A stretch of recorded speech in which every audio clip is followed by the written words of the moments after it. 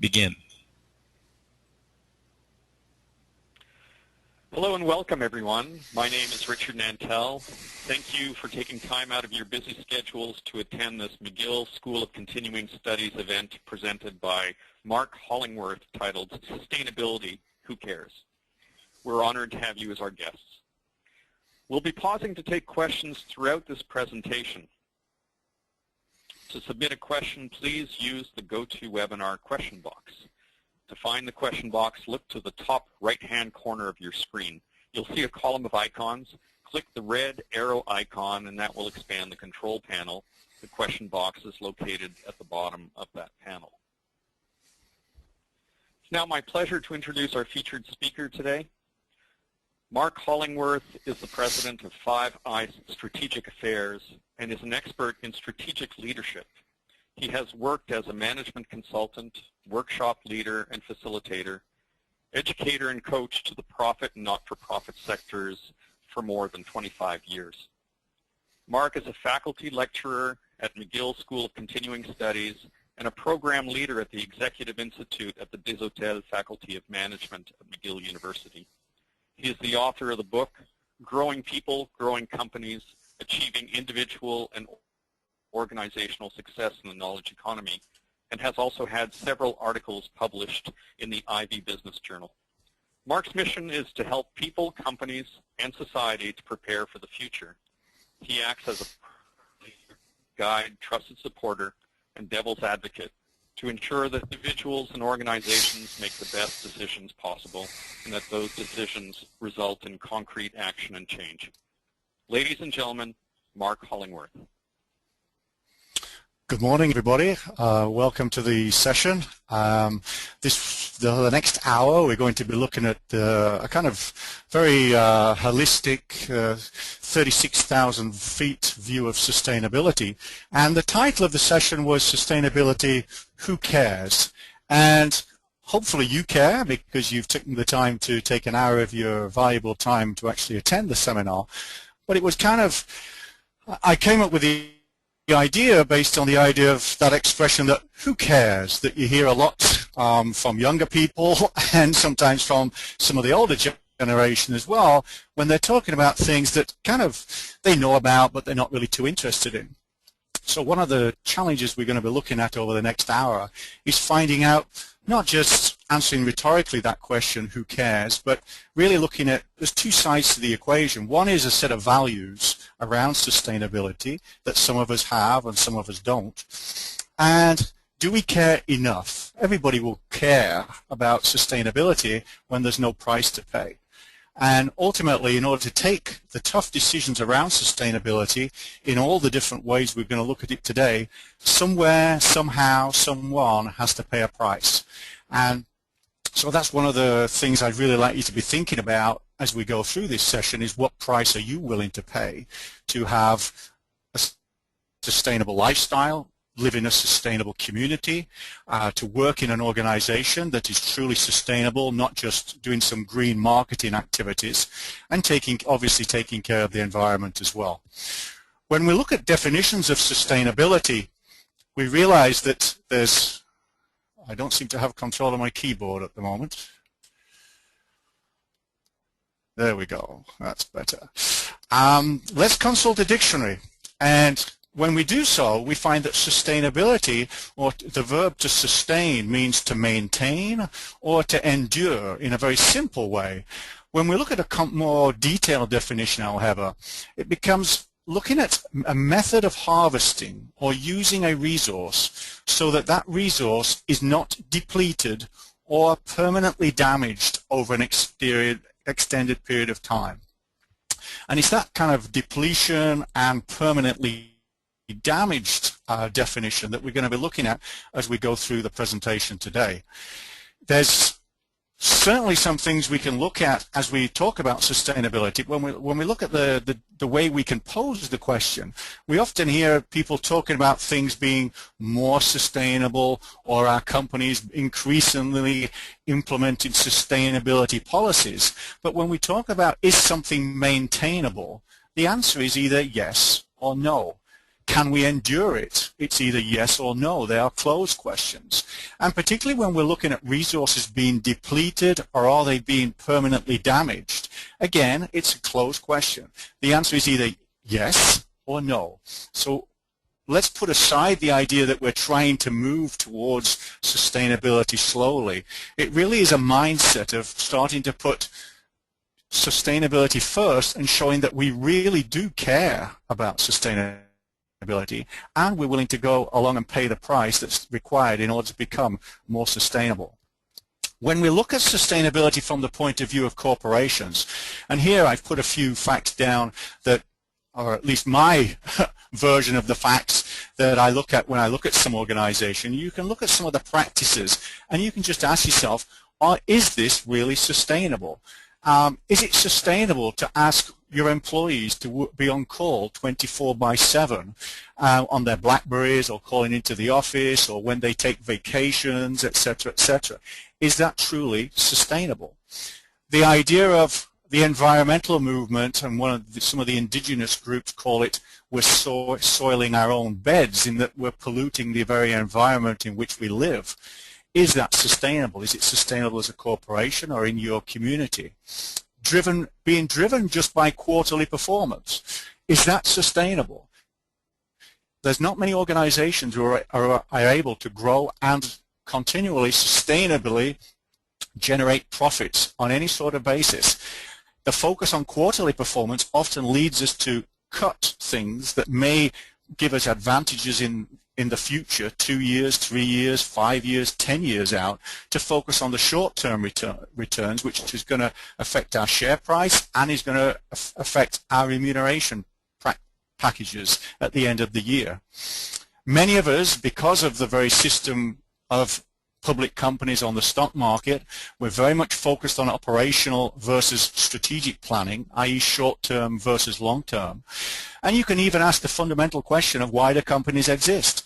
If you believe that companies do exist purely to make particularly short-term money for shareholders, you will run the organization not necessarily in a sustainable manner. If you believe it's organizations, company exists to solve social needs of customers, of clients, then obviously you're going to be generating that organization in terms of revenues. You're going to be managing it in a completely different way to if you focus just on the short term.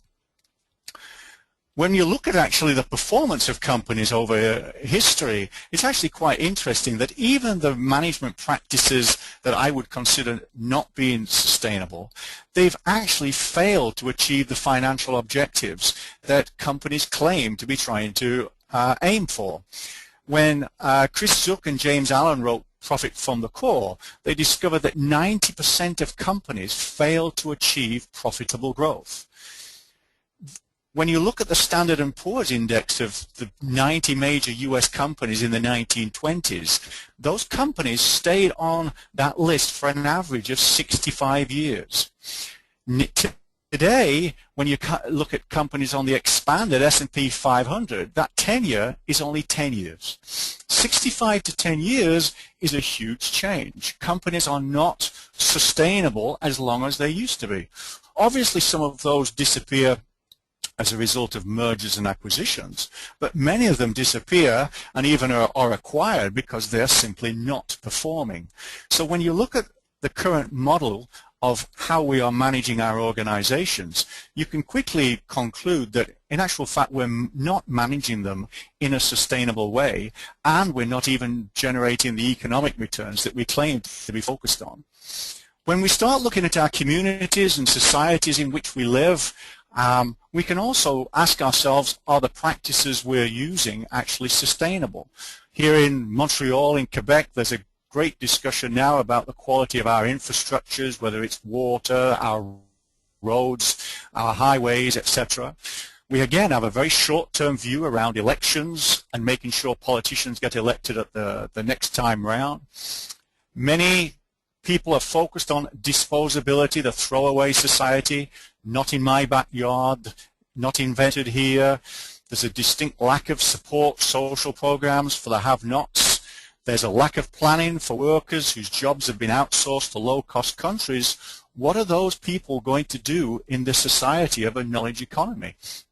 It's something that you can ask yourself, is that sustainable when all the jobs are being outsourced to other parts of the world? Another one of our big engineering companies here in Montreal have been involved in scandals over supporting potentially illegitimate regimes around the world. And for sure, in many communities, economic growth overrides all other stakeholder concerns, whether it's about the community, whether it's about the environment. The one thing that government is focused on is economic growth. We can also look at, again, I've lost control of the cursor. We can look at certain statistics around communities and societies around the globe, and even on a cultural basis in terms of our languages, our style of dress, some of our cultural institutions, even the very family unit in which many of us were brought up are disappearing. In my home country of the UK, churches are closing and being converted into condominiums. The post office is being cut back, which became very much the social center of many of the community in the smaller villages. And even pubs, those institutions for going out drinking of an evening, are closing at very, very high rates. If those institutions close, and then you combine that with the breakdown of the family unit, where is the community? What is society looking like, particularly for the next generation of people who are starting to look increasingly elsewhere on the internet to find the community they're not finding in their current geographic location or within their families? And of course, there's lots of statistics around the biosphere, the environment, etc.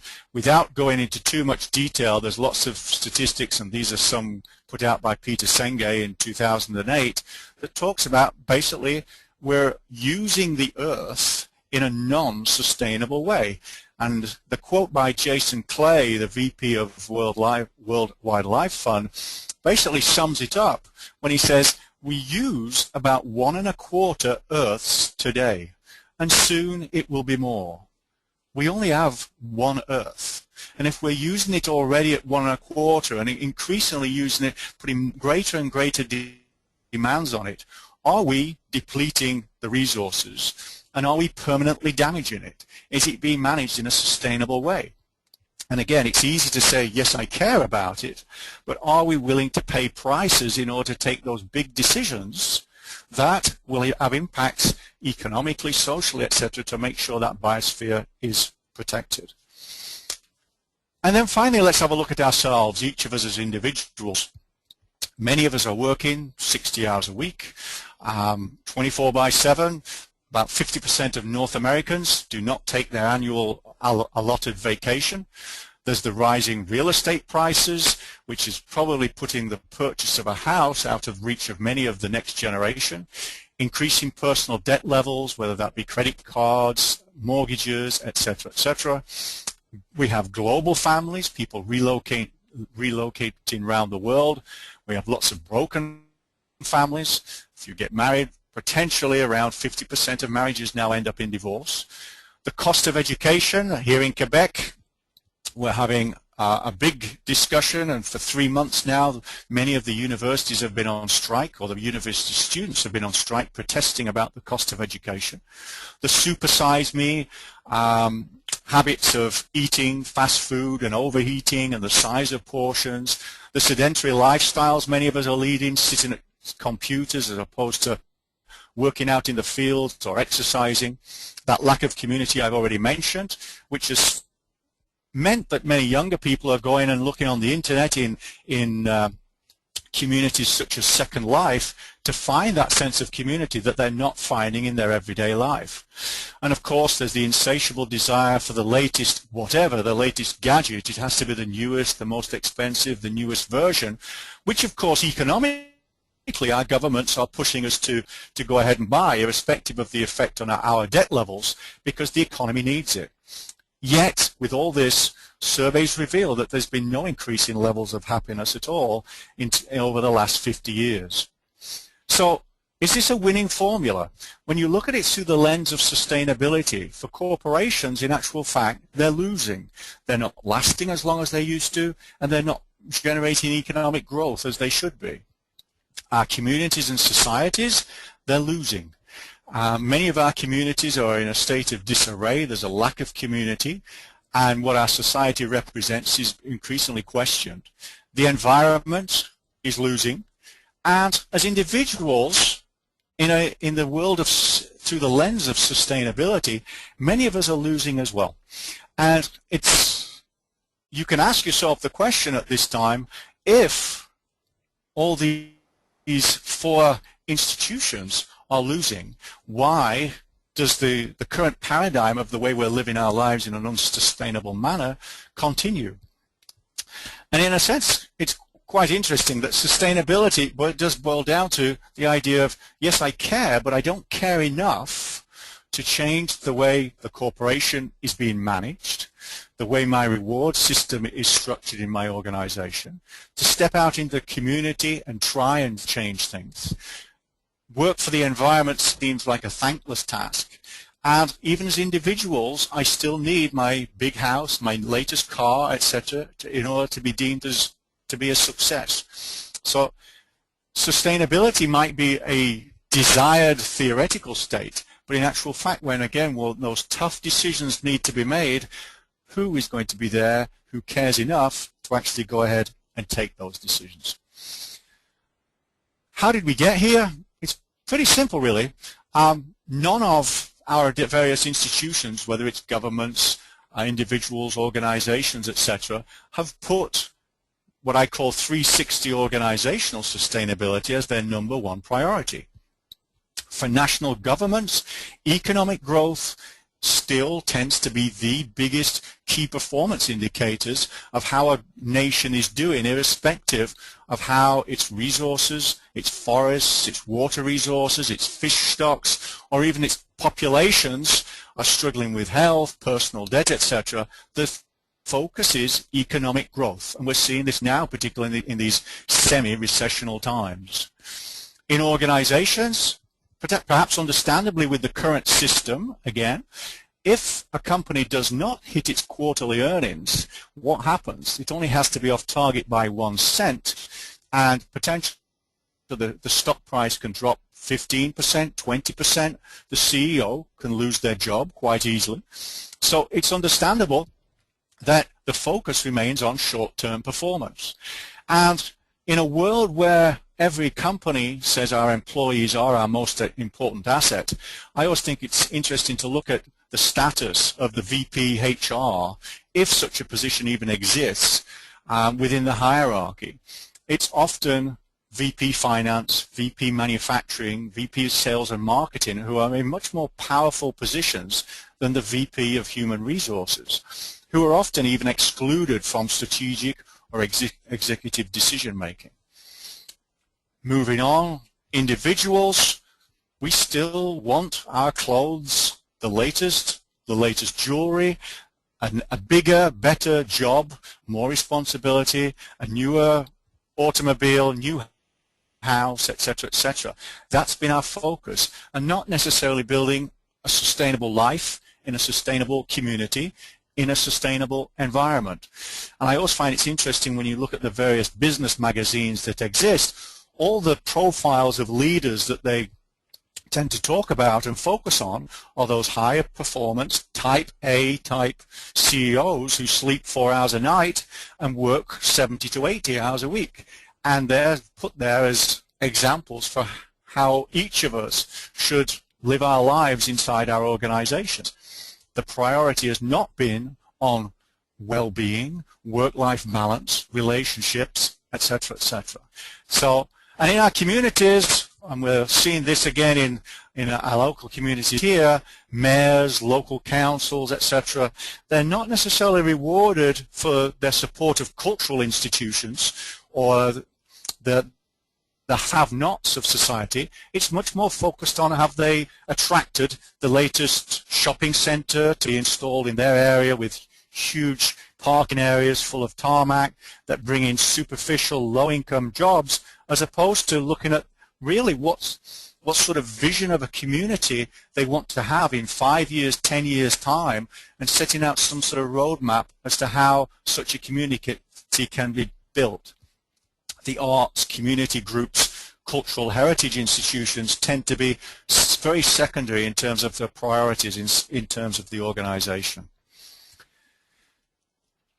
So 360 organizational sustainability is, which I mentioned earlier, is really a way of looking at and this diagram can be changed around. We can even put our employees or ourselves in the center of this circle.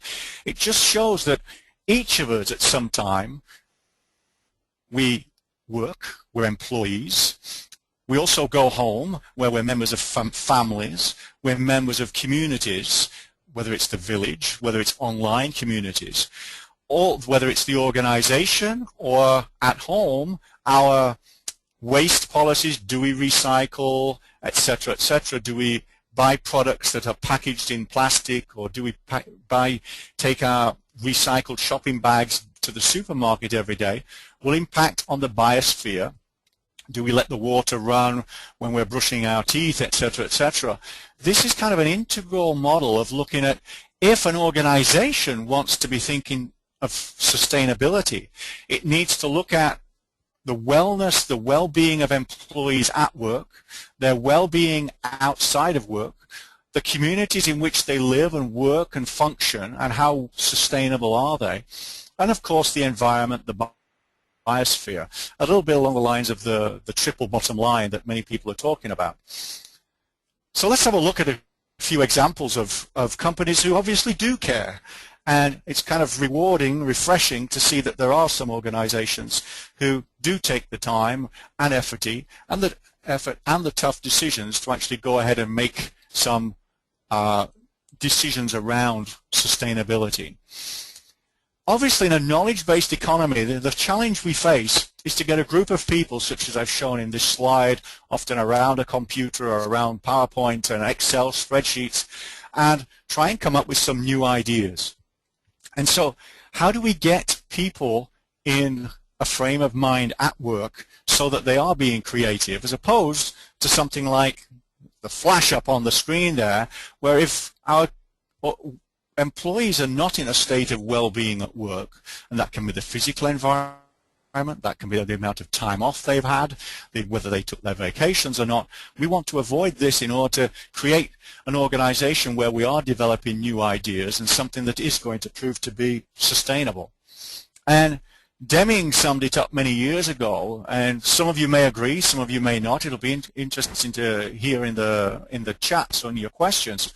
Our prevailing system of management has destroyed our people.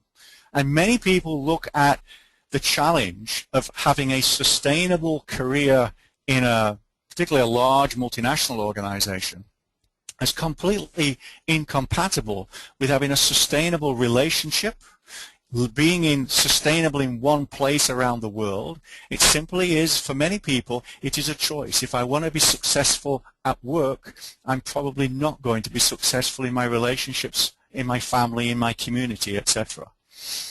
Some companies, as I mentioned, have received rewards for their efforts at creating a sense of well-being in their organization. But I wanted to focus on SAS, which is an interesting example. The statistics here are quite old, but to be honest, it wasn't worth putting them up to date because the company's still flourishing very well. And what I really want to show is what the efforts they've put into place in order to create a culture at work where they have basketball courts and swimming pools. The children can be taken to Montessori daycare centers. You can get your dry cleaning. You can have a haircut. You can have a massage. Flexible starting times. No fixed meeting schedules. And we all know how meetings, and particularly regular fixed meetings, eat into our work schedule. A 35-hour week is encouraged, and particularly this part of the culture here, where in a software business such as SAS, the assumption is that after 8 hours you're probably just adding bugs, so you're better off going home. And for me, when you look at creating a culture of an organization, you can see that this is very much focused on, this is not an easy place to work, but it's very much focused on when people come, we can put our other worries aside, we can take care of ourselves, and make sure that we as employees are sustainable. unfortunately, many organizations use their employees as disposable assets. If you happen to burn out, what happens is you take the leave of absence or you actually leave the company, but there will be somebody else quite willing to take your place. SAS takes a very different approach. And what's more, they get a return on investment on it. And so do many of the other companies, the FedExes, the Citibanks, who have put wellness programs into place. So it's an interesting question to ask again. Well, if wellness actually gives you a return on investment, why is it that all companies don't offer wellness programs and really take care of their employees? And again, unfortunately, the answer is that focus on short-term returns. Do they really care whether you are still around in 5 years' time, 10 years' time? If you are willing to work 80 hours a week and the company is benefiting from it on the short term and the shareholders are benefit, why should we worry? Because somebody else, if you get ill, if your relationships break down, that is your problem. It's not the organizations, because there will always be someone there to take your place. And we can also go back to the idea of the power that HR has in any organization, because wellness programs often come from HR departments, and when they are competing for time and money with manufacturing, finance, etc., unfortunately, they often don't even get on senior management's radar screen. Let's have a look at a company that's really taking care of the biosphere, the environment. And Malthouse Foods is a great example of an organization. You may recognize their 100% carrot juice product, and they've now expanded into other lines. But it was interesting that Malthouse Foods, with their strategy, managed to double the consumption of a commodity product that is carrots in North America over a 10-year period.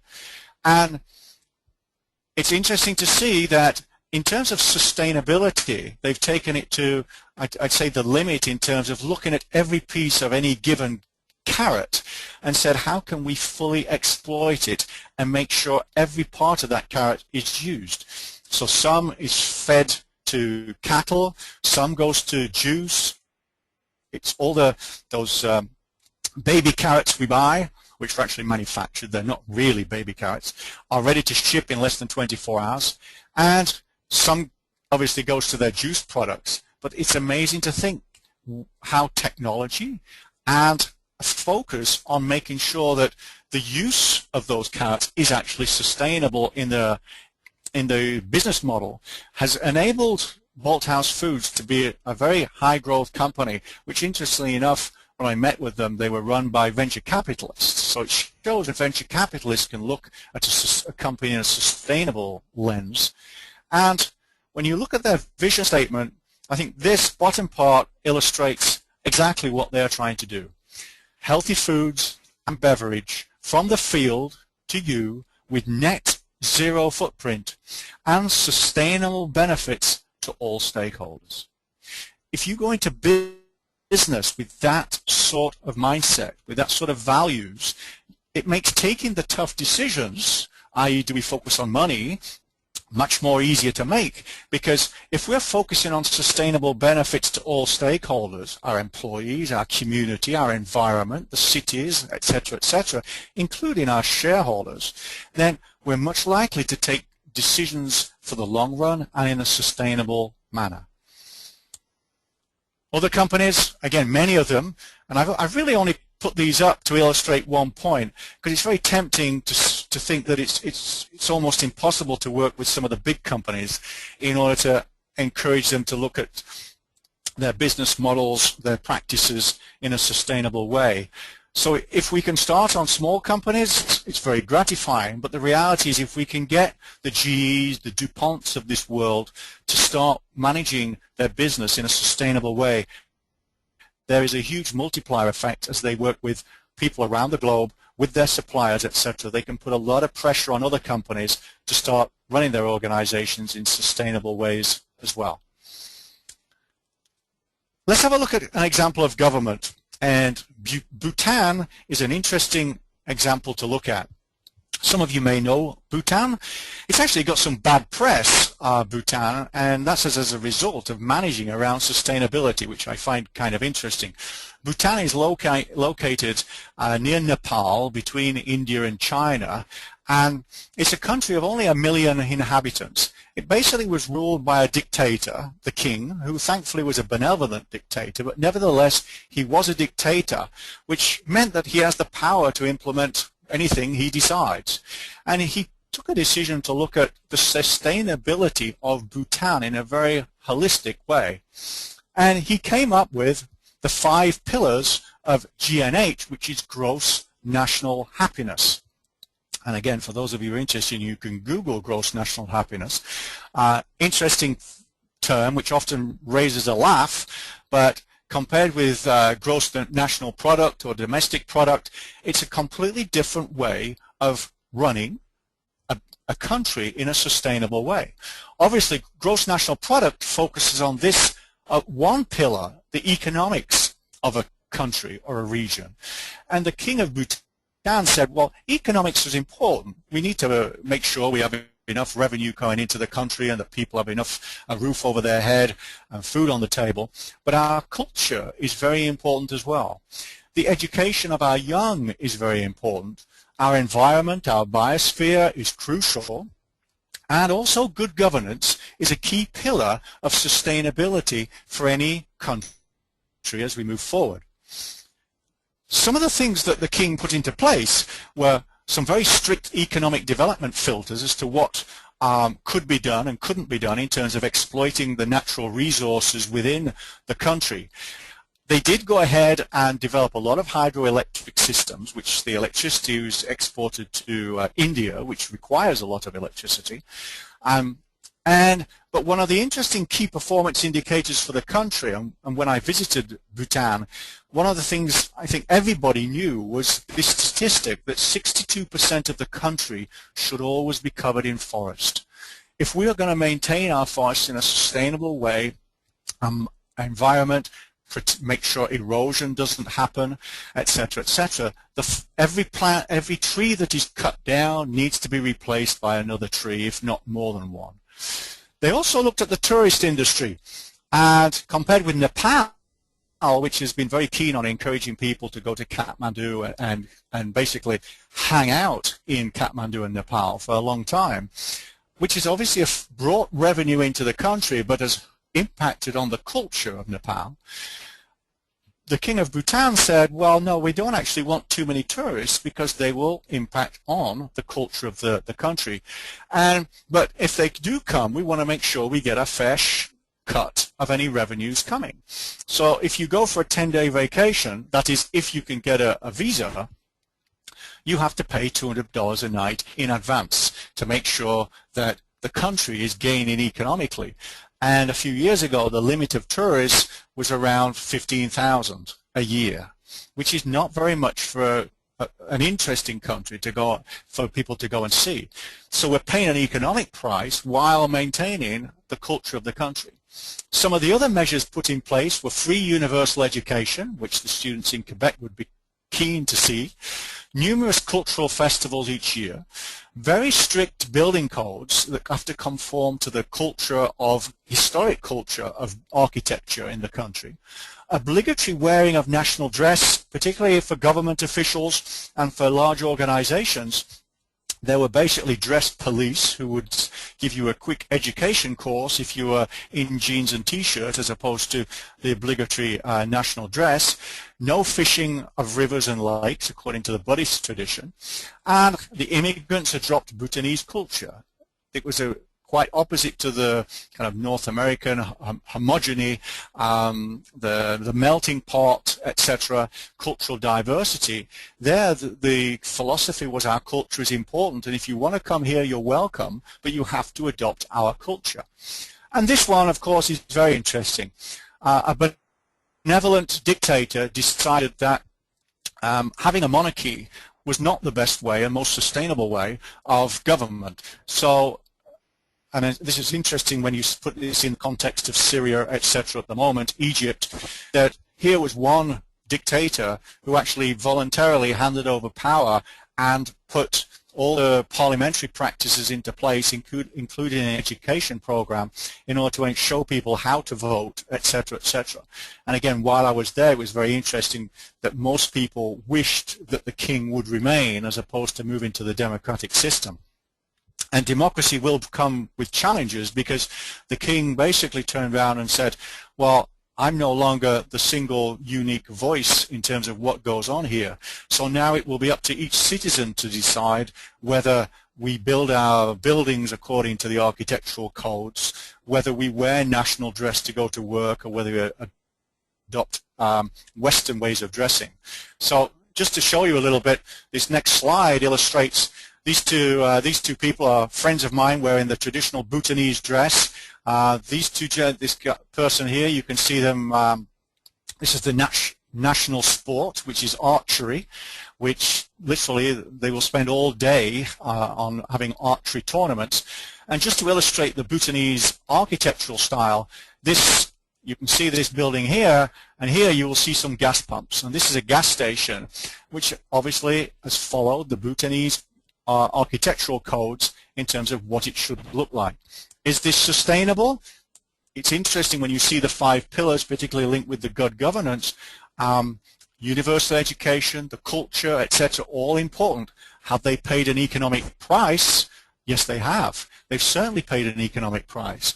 And I couldn't say that I didn't see poor people when I was in Bhutan, but there was certainly a feeling of very strong cultural identity, a very strong belief in protecting their environment.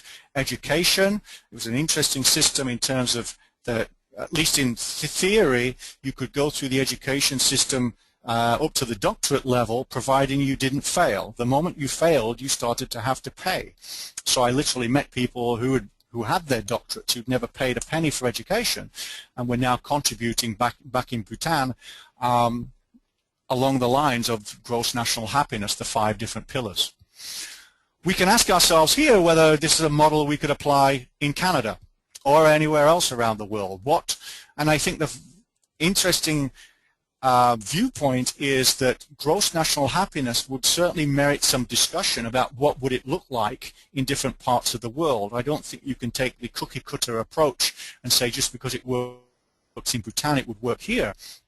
But again, an interesting example here in Quebec is that obviously Quebec society, which is a French-speaking society, has paid an economic price which all the individuals who live here have accepted that it's a price worth paying in order to protect our language and our French history and culture.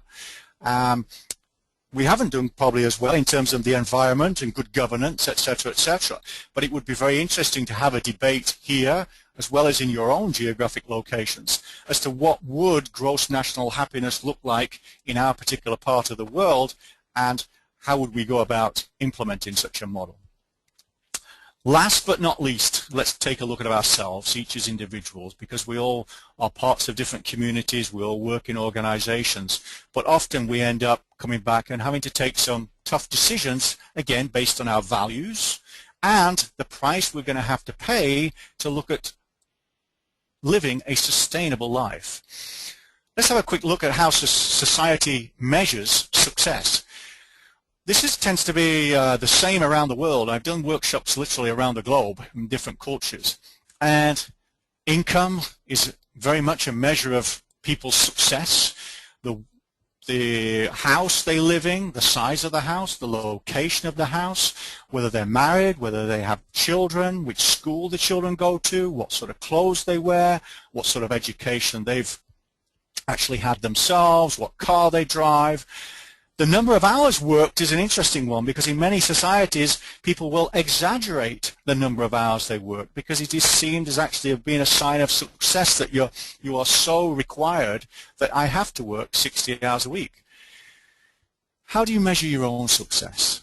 And this is linked really with the next slide, I think, which is something Charles Handy worked on many years ago, and it's called the doctrine of enough. And basically he says, at any point in time, more of something gives you a diminishing level of satisfaction or well-being or value. For example, if I own a 2005 Hyundai Elantra, Do I need to go out and buy a 2012 Hyundai Elantra? Or is it enough? If I have a plasma screen, do I need to go out and buy the latest plasma screen? Does it have to be 36-inch, 46-inch, 56-inch, etc.? Do I need to go out and get the next one? When is enough enough? When do I say no to my next promotion? When do I say no to relationships? And when do I say no in terms of behaviors? And coming back to the definition of success, sustainability is often around us saying, I don't need any more. I have enough. After all, most people listening into this webcast are probably in the top 5% of the wealthiest people in their societies. There are lots of people around the world who, when you travel, you realize have very little in terms of possessions, money, house, car, yet in terms of personal happiness, they're probably as happy, if not more happy than us. So a lot of it is looking at our values and deciding what is important to us.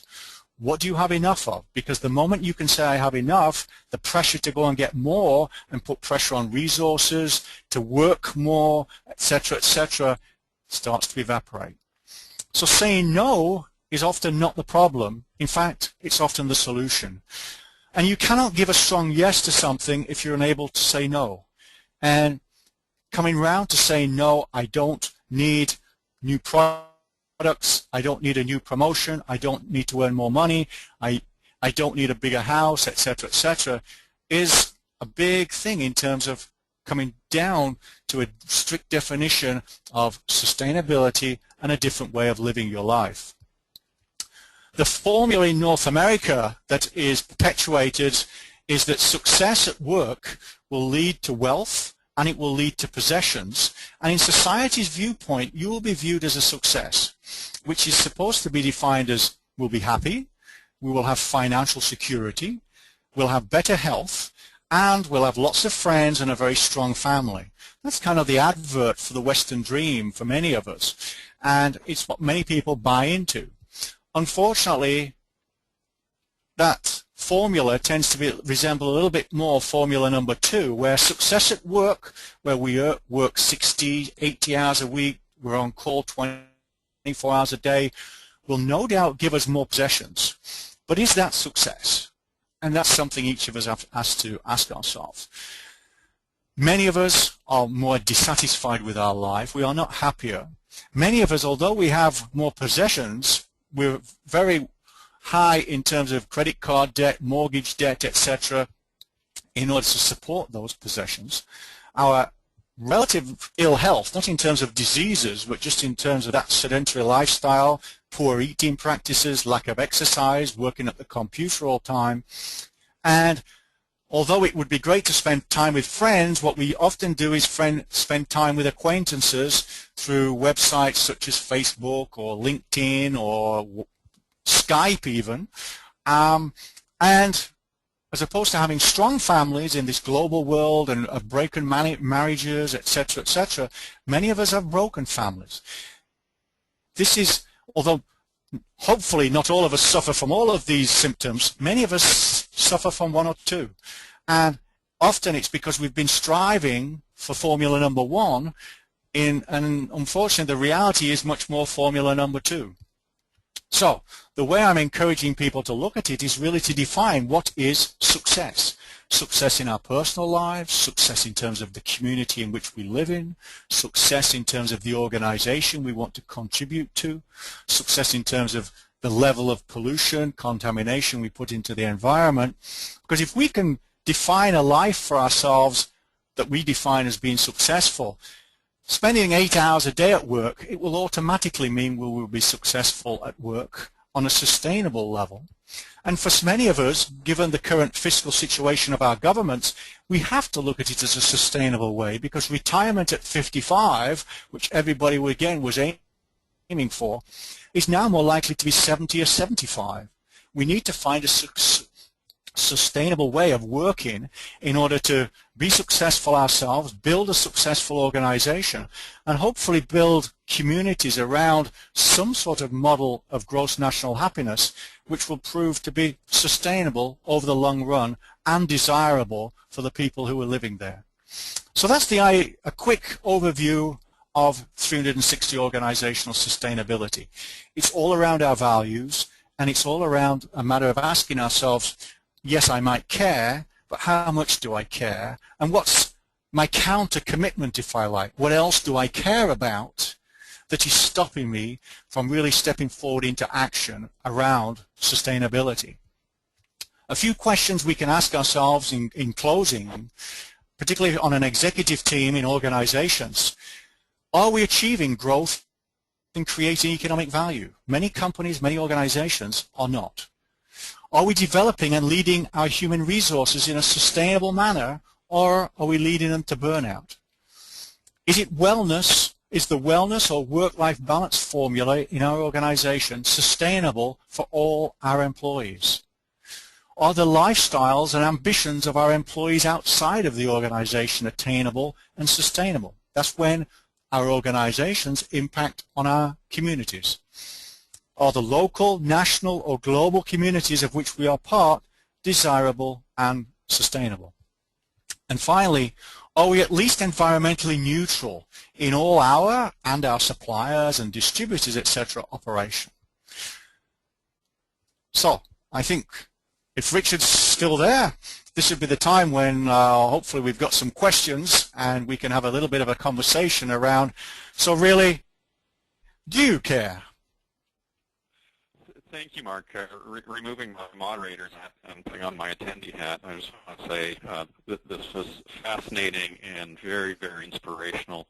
I invite everybody to submit questions through the box of our platform today. You can find the question box by looking at the top right-hand corner of your screen, and you'll see a little red arrow. If you click that, you'll see the question box down below. Mark, in relation to sustainability with companies, you gave us some case studies of various organizations that are doing good things. Is it less likely that a public company might adopt sustainable practices by virtue of the fact that they have pressure from shareholders or external shareholders? Well, actually, it's with the advent of social media and Twitter, it's getting very interesting now that just one stakeholder, and this can be an individual, can now put an enormous amount of pressure on even the biggest public companies.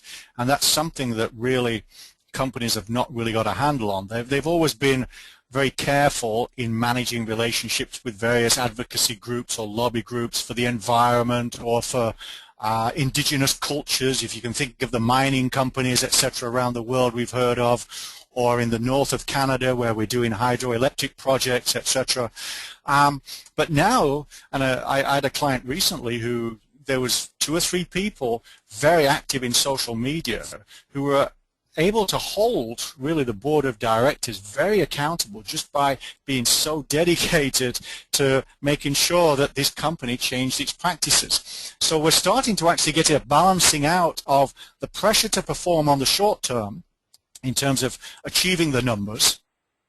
And obviously we do need to achieve the numbers, but I think the challenge is going to be for CEOs to start saying, managing expectations a little bit in terms of the returns going to shareholders and looking at the risk factor, because environmental risk, community risk, strikes, whatever it happens to be, are upsetting, as I say, even 1 or 2 advocacy groups or individuals can cause, just in terms of the level of risk, this very important high levels of economic damage to the company in the future. So balancing this, due to the advent of social media, is becoming a much more greater challenge and an opportunity for all of us to contribute much more in that battle for sustainability. Excellent, thank you. We have a question from Alex. Alex is asking, what you are proposing is that people step away from the predominant social paradigm and give up their benefits and privileges. People who hold privilege are frequently reluctant to give it up, though. What do you see as the single primary contributor that will lead to this paradigm shift? It's a tough one because I think there's a lot of truth in what Alex says. And most organizations only change when there's a crisis. And the reality is, even with my strategic planning business, I'd like to say that companies call me in when things are going well and they want to plan out for the next 3 to 5 years, but often they call me in when things are going badly.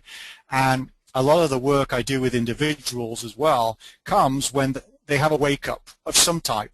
And sometimes it could be the economic crash, which we've all experienced recently looking at our retirement funds, etc., has made people question a little bit, is their current model sustainable? Is retirement attainable or even desirable?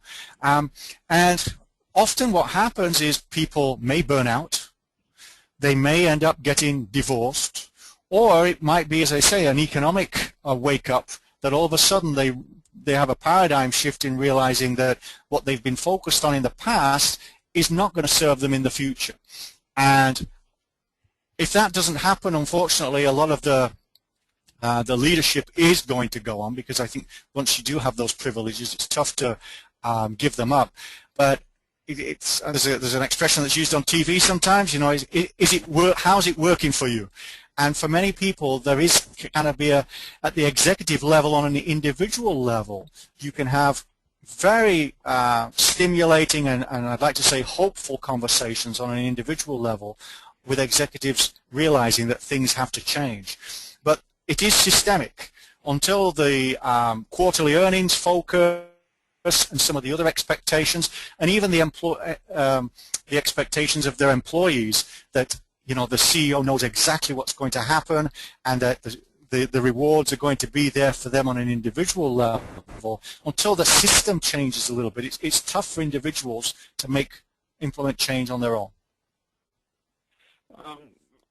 One of the things I think we're seeing today is governments seem to believe that the way to achieve balanced budgets is often through austerity, and consequently they're going to be shifting more and more the costs of everything onto the citizens. So what would you say to citizens who feel a greater pressure, a greater financial pressure, just to be able to keep their heads above water when basic services end up costing them more and more as organizations decide to solve their fiscal problems by cutting social programs? Well, unfortunately, that's the reality that we're living in this world. I mean, the economic weight and power of government has been diminishing for probably 10, even 20 years now. The government used to be the leader in a lot of change, and the reality is the budgets are not there anymore, and a lot of it is coming down to the individual to make choices, and some of that is being seen in terms of forming different communities of self-help, of bartering, of trying to empower citizenry, again, through social media, by organizing communities of like-minded people. It's kind of, yes, the model is changing. Unfortunately, again, you can speak for Canada and Quebec here, there's no clear vision of what the future role of government is going to be once that economic drive is recognized for taking us down a path that a lot of people no longer value, no longer seeking. So self-organization of small groups, and coupled with the power of social media, is going to start enabling communities, individuals, to start taking some of those decisions, at least in the kind of municipal levels, etc. And I think the recognition is there that what was good for the boomers, if you like, that generation, that world has gone. That is not going to be there for the future. So we're going through kind of a large shift now in and I'm not sure what that world is going to look like 5-10 years out as a new kind of world emerges. Interesting. You know, in terms of individual sustainability and happiness, happiness research is really not very old. Positive psychology, the area of positive psychology really only came into being in 1998.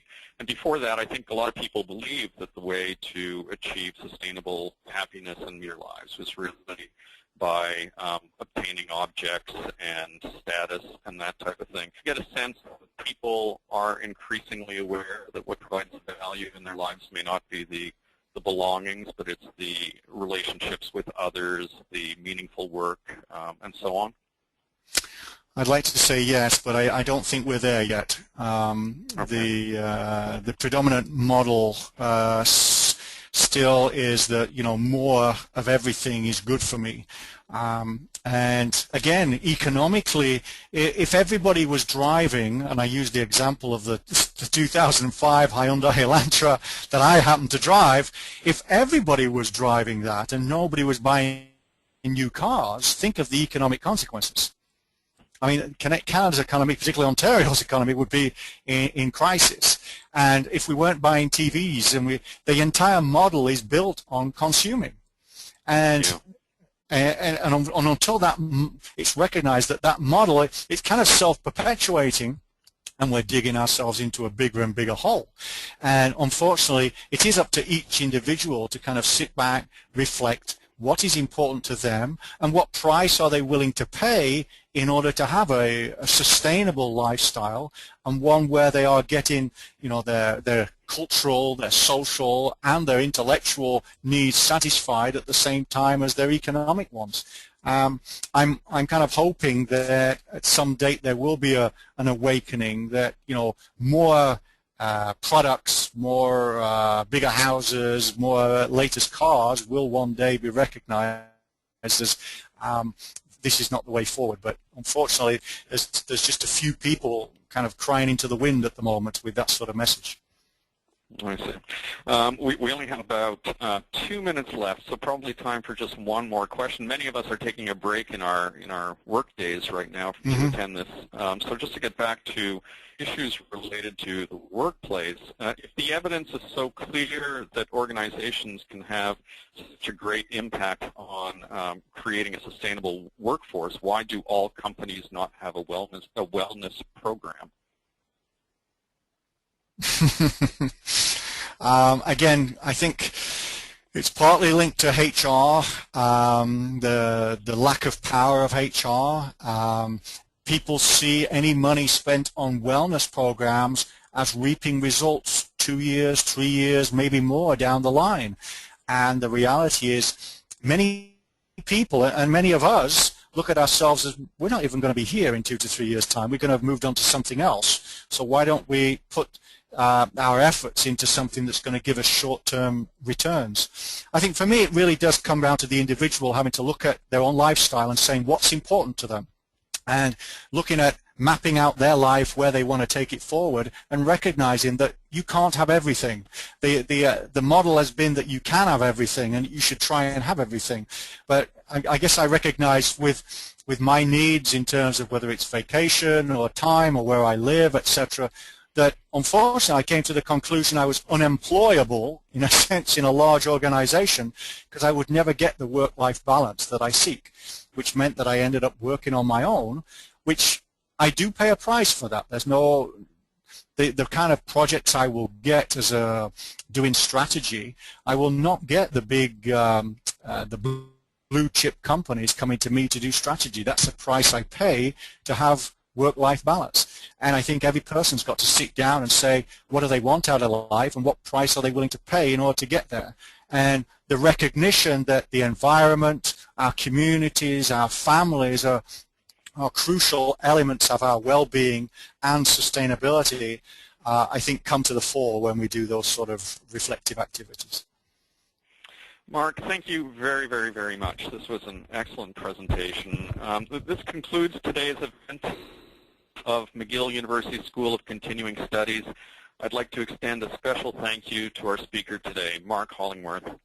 When leaving this presentation, we invite you to fill out the feedback survey, which appears in a pop-up window.